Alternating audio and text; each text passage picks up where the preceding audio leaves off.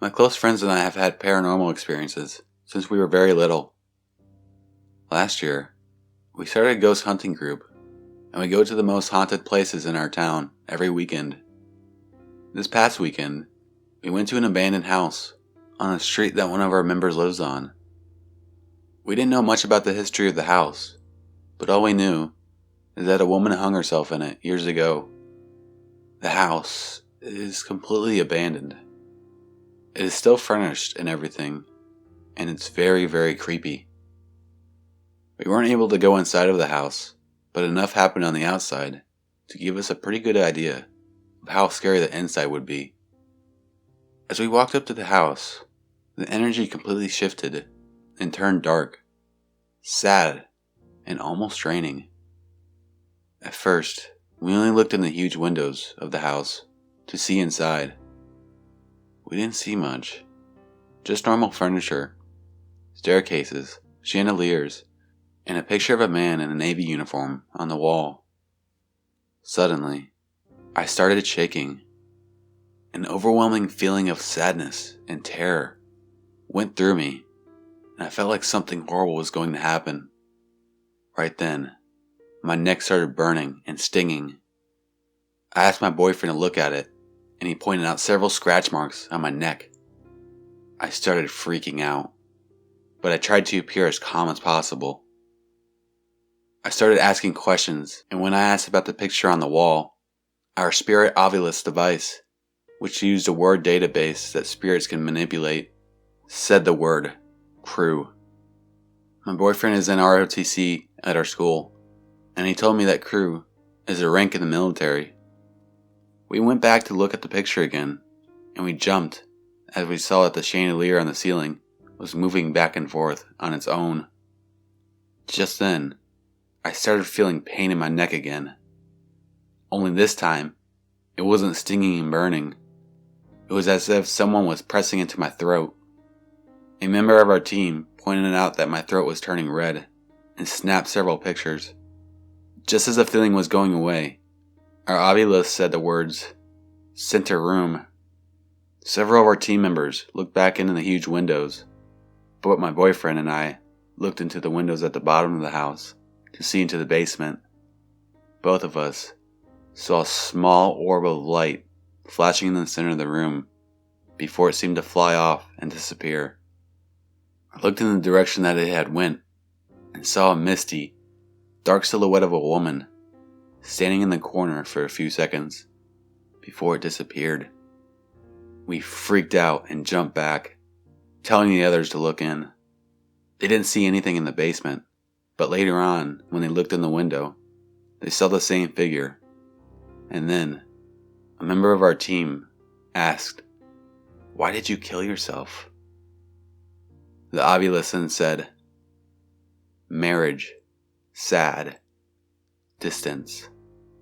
We thought that maybe the woman was supposed to get married to the man in the uniform, but he went to war, and there was distance and she was sad. We don't know for sure, but that was an amazing investigation. This is my first ghost experience ever that I can remember. It happened around 3 years ago, so I can't really recall everything. Okay, so we were staying with my friends at a condo in Lost Key, Florida. Some other people were there too, although I can't remember who they were. At first, it seemed like it was going to be a normal visit. We went down to the pool, swam for about an hour, then we went back up to the room.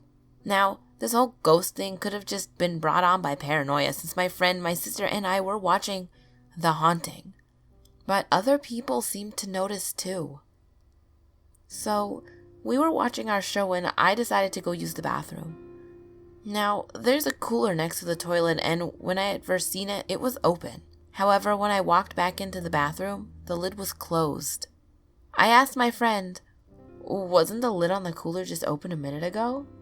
He said it was, and then we realized that there was someone or something else in this house. After I went, I opened the cooler again, just to see if it would close again. Sure enough, during the next commercial when we went back into the bathroom, it was closed. And everyone else was in the kitchen, and we didn't see any of them walk into the bathroom while we were watching TV.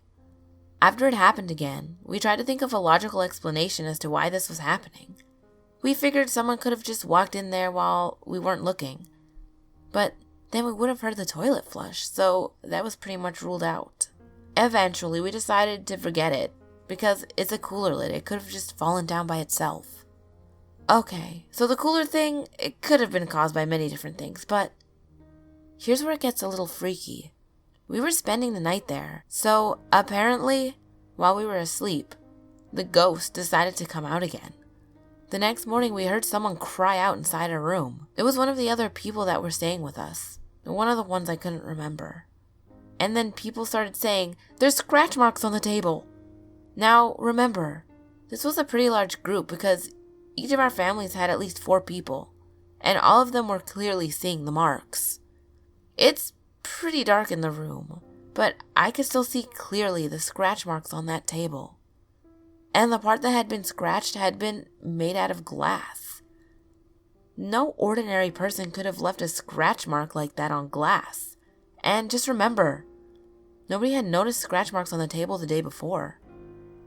Well, I only had 2 ghost experiences in that condo, so it's not the most haunted place on Earth.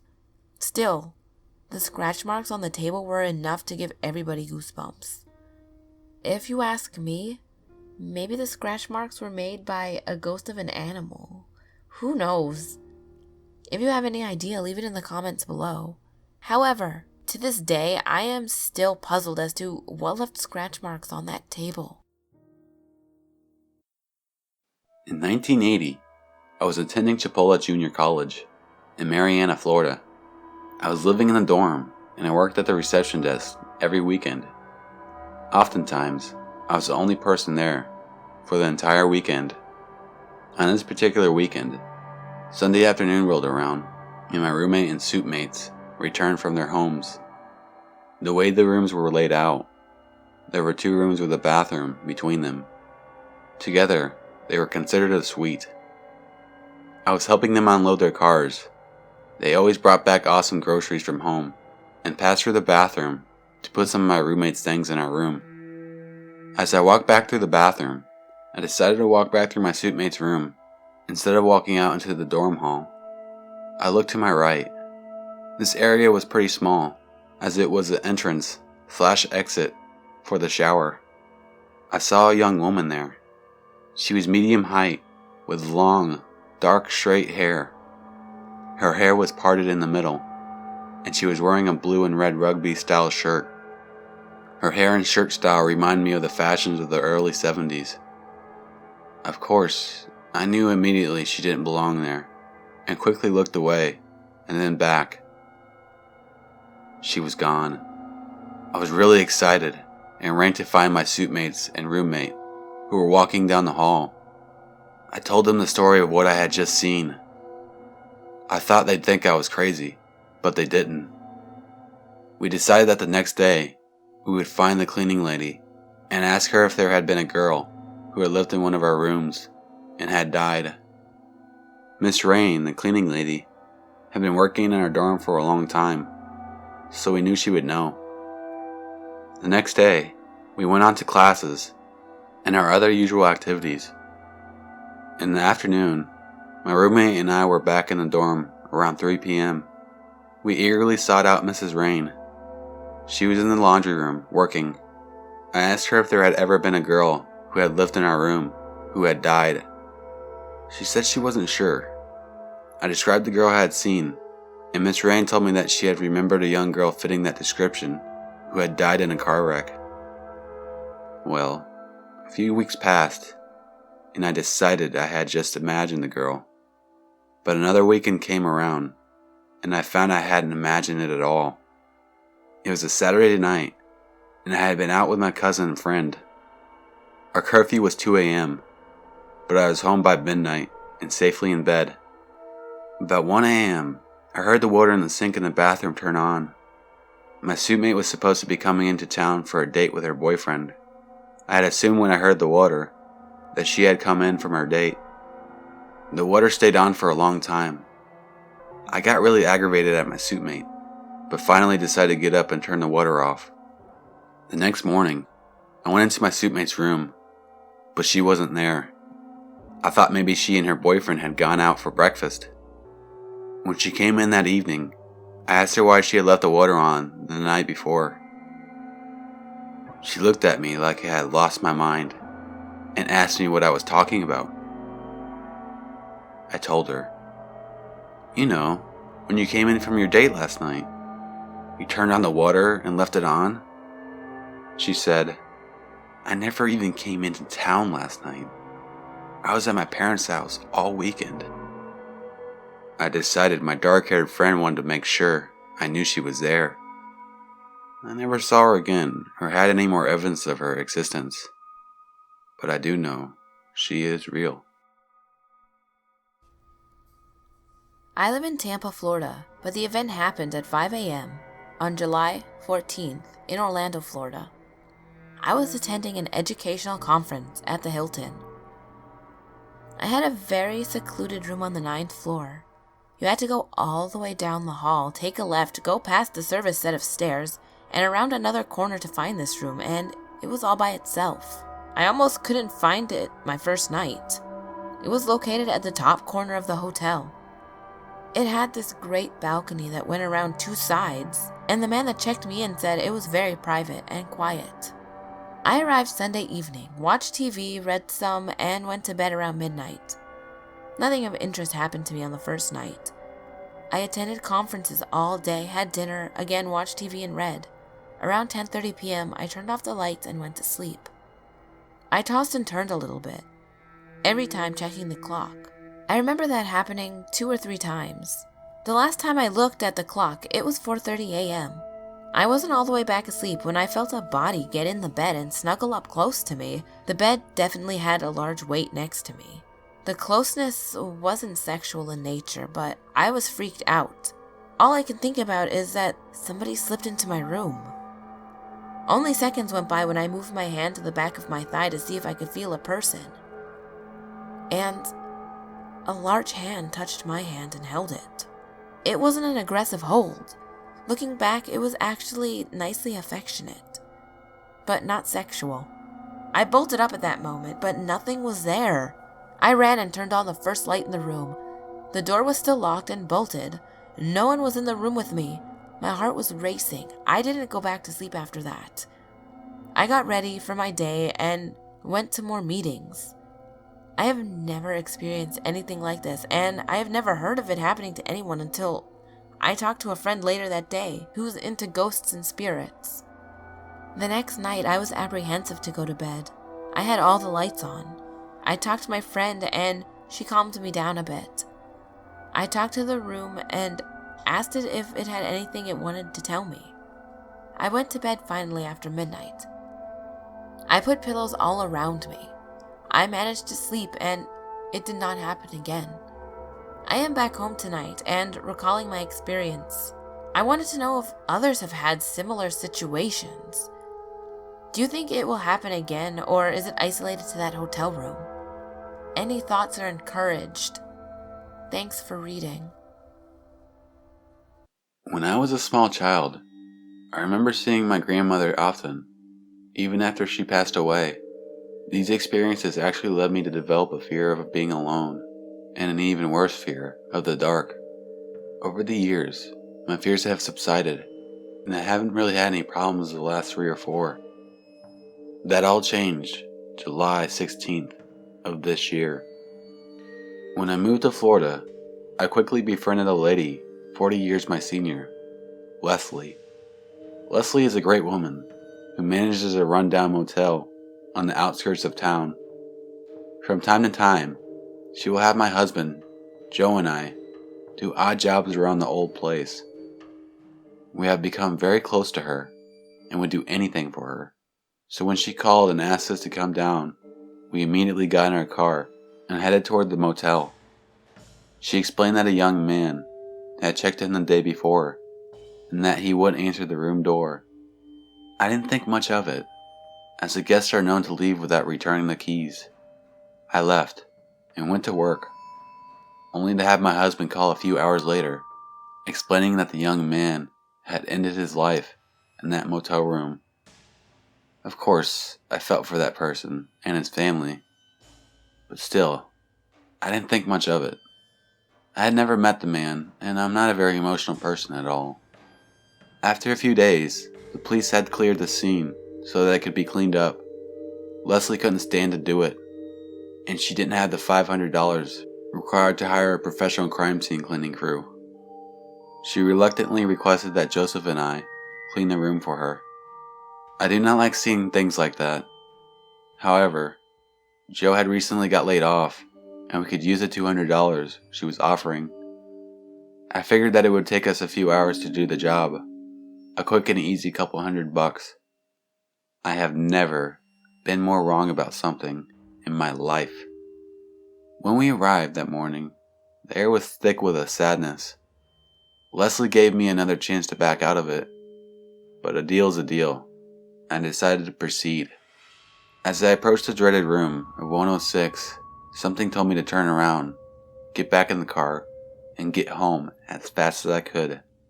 I was shaking, getting cold chills, and tears were running down my face. I swallowed my feelings and entered the room. From start to finish, it only took 3 hours to do the job. But it did not end there. A few days afterwards, I was sitting on the couch, searching the internet, when I got the overwhelming feeling that I was being watched. I got up and fixed every curtain in the house. I know there was no way anyone could see me, but the feeling persisted. Before I could even sit back down, I heard someone faintly say, Billy? Stuttering the first letter. I was the only person home at the time. We only have one neighbor, and he was gone as well. It made me so uncomfortable, to the point that I left the house. That night, as I laid down, the feeling was back and much worse. I could hear my smaller dog, a 6-month-old pug, growling, which she seldom does, so I raised up to see what was the matter, and through the glass doors leading into the bathroom, I could see a smoky shadow standing inside.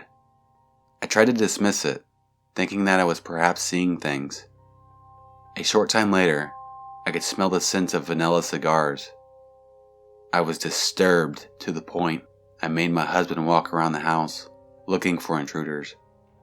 I absolutely hate the smell of cigars, so I knew that no one was smoking in my home. The smell was radiating from the bathroom/laundry room area, but nothing was there. And after a while, the scent disappeared, and I was able to fall asleep.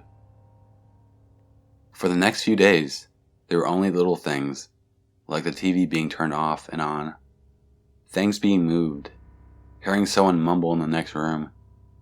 I had felt something touch the top of my head as I was washing my face. Things that most people would dismiss.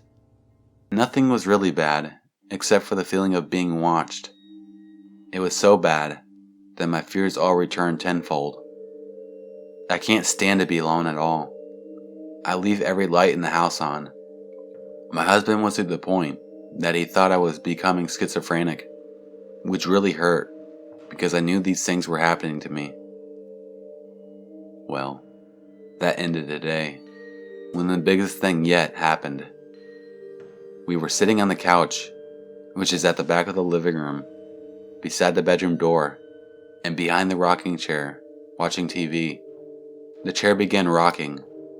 Looking around, we see that our 2 dogs are laying beside us, so thinking that the cat had gotten inside of the chair, we walked over to get her out. We soon realized that the cat was not there. We were walking back to the couch when the bedroom door opened. Doors open sometimes because of drafts or leveling issues, but this was different. It swung open so fast and hard that we knew someone had to have thrown it open. As we stood there startled and confused, the washing machine that sits beside the bathroom door actually unplugged and moved about 5 feet from the wall in front of those doors. It then turned around so that it was facing us, about a 100-degree turn. My husband promptly put the washer back, closed the door, and we left the house. We have only lived in this house for 4 months. Right after moving in, we lost a baby. Shortly after that, I found a small child's handprints on the inside windows of my car. But other than that, there were no ghostly activities. That is, until we cleaned room 106. Now I am plagued by strange things. I even have daymares about a man that keeps saying, "I didn't mean to do that. I didn't mean it." I believe that the person I see is the same young man that committed suicide. However, I do not know for sure, as I have never actually seen him and cannot find a picture of him anywhere. I don't know what he wants, or if he just got attached to us while we were in the room where he chose to end his life. All I know for sure is that this is not over yet. I've lived in the house I live in now literally since I was born. It's the only place I've ever lived. And since I was a little girl, I've had experiences here. But I won't talk about all of them in this story, or it would be 100 pages long. I could tell you that when Anton, my fiance, moved into my house, the activity became much more severe. It's kind of like whatever is here was used to me, but when Anton moved in, it got really territorial or something. Before he came, stuff would happen, but nothing really frightening. Mainly, I'd see shadows and stuff. My mom would hear children playing and giggling in the bedroom when I wasn't home, and my dad told me he saw boxy black shadows in the kitchen. I saw a silhouette that looked like a man in a tall hat, with 2 women on either side of him, in my living room. It didn't scare me though. They were just having a good time, it seemed. I think that was something residual. Probably because growing up in a haunted house, I've always had a bit of a fascination with the paranormal. It both scares the crap out of me and fascinates me. Anton, though, wanted nothing to do with anything paranormal, and he'd just get upset at me if I even tried to talk about it. I think he had a bad experience before, when he was a kid. Anyway, not long after he moved in, activity, which kind of comes and goes in this house, picked up with a vengeance. Banging on the walls, voices when no one else was home, stuff getting thrown, you name it. I was in the living room one time with Anton, and he was on the other side of the room from where I was standing, folding laundry, and I felt something hit my back. And I turned around and saw a red towel on the floor behind me. My fiancé was engrossed in his computer game, and I know it wasn't him that threw it. And it was only me and him in the house at the time. We'd see weird bluish lights, too, that had no identifiable source to them, usually in the kitchen area. Anton swears a glass candle holder was thrown at him. I saw the broken glass all over the floor, but I didn't actually see it get thrown. The scariest experience Anton and I had was one night when I went to bed, before him. He'd been laying on the couch in the living room at about 1 or 2 in the morning watching TV, and I went to bed.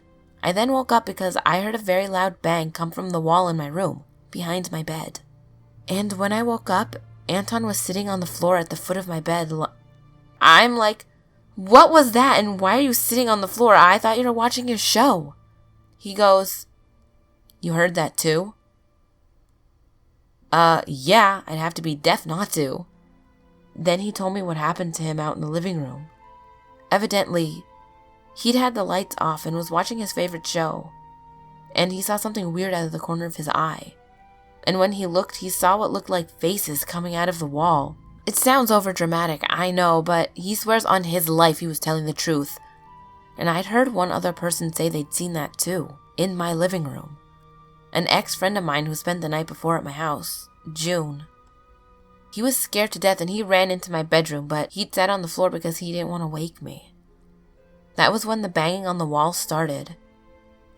Anton said it'd gone on for 10 minutes before I woke up, so I was pretty freaked out about that. But I somehow managed to fall back asleep, and Anton went to bed too. I should mention, he talks in his sleep. A lot. Normally I just sit there and listen to him talk and then go back to bed. He woke me up talking, as usual. Nothing new there, but then he started to get really agitated and he kept talking and trying to tell me something, but I couldn't understand what he was trying to say. Suddenly, it was like something had gotten in between me and him, and it literally grabbed him and threw him. He flew out of the bed and hit the wall next to the bed and whacked his head on the nightstand. I started screaming and he was awake now and understandably pretty freaked out. My fiance, he's 6'2" and 200 pounds. I'm only 5'6" and weigh about 140. I couldn't have thrown him like that even if my life depended on it. He flew off that bed like someone just shoved him, and he hit that wall with a lot of force. He actually chipped some of the plaster off the wall. Yeah, it was a terrifying night, and I always sleep with the lights on now. Also, the night after, we both heard something weird. We heard what sounded like something being dragged down the hall. Only, it sounded like whatever it was being dragged over leaves. It was a kind of rustling, dragging sound. Only obviously, there's no foliage in our hallway. So, I'm going to guess that too was probably something residual. Our house isn't particularly old. It was only built in the early 1970s.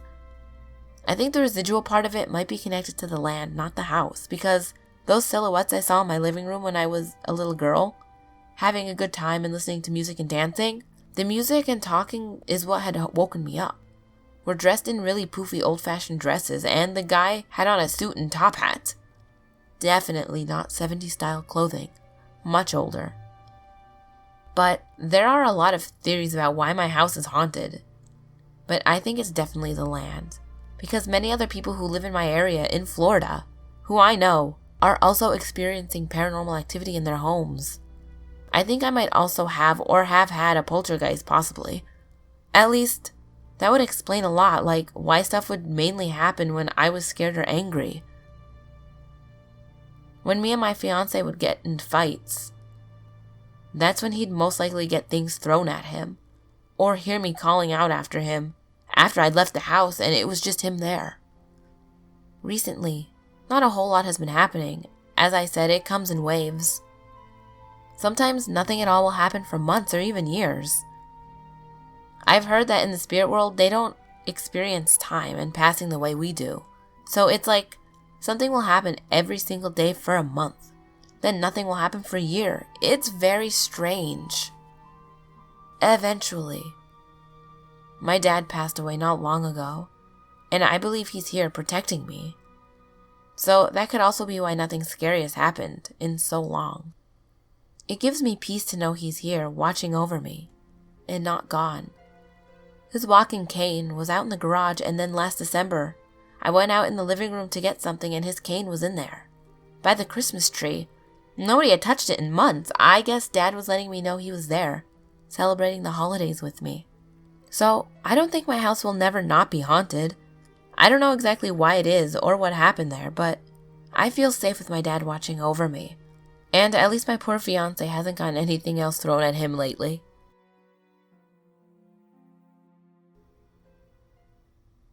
Ghouls, did you enjoy this collab? I hope you did. The guest narrator is Scary Stuff, Scary Stuff, Scary Stuff. Ding. I can't, every time I see his name, I think of scary kids scaring kids because the emo has never left my dark, dark heart. It is still there. But please subscribe to him. His link will be in my description. It will be on the end slate here somewhere for you to click, and it will also be in a card annotation thing for if you're on mobile. Please subscribe to him. His videos are amazing. He's a great narrator, and his titles will just make your day of his videos. The titles will just make your day, I promise. I know they always make me laugh. They're the best. I can't even talk. Secret word today will be camera, because that is what's in front of me. A camera.